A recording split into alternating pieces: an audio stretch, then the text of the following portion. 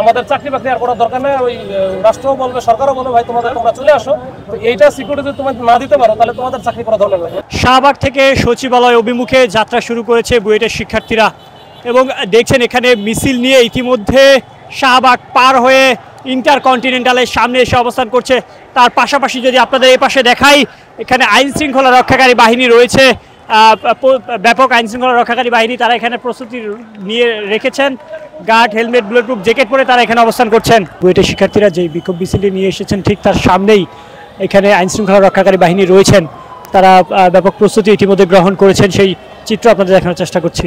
অনেক প্রধান উপদেষ্টার বাসভবনে যদি যাই সেক্ষেত্রে আসলে তো আমাদের আর কিছু করার থাকে না এখানে আমাদের, তাহলে তো ওই যে আমাদের চাকরি বাকরি আর করার দরকার নেই, ওই রাষ্ট্রও বলবে সরকারও বলবে ভাই তোমরা চলে আসো, তো এইটা সিকিউরিটি যদি তোমরা না দিতে পারো তাহলে তোমাদের চাকরি করা দরকার নেই।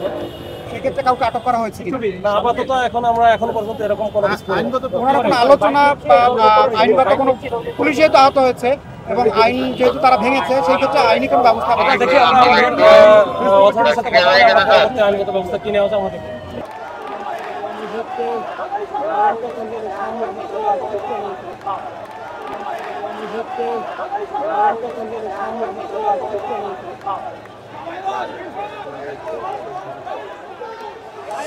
Hey!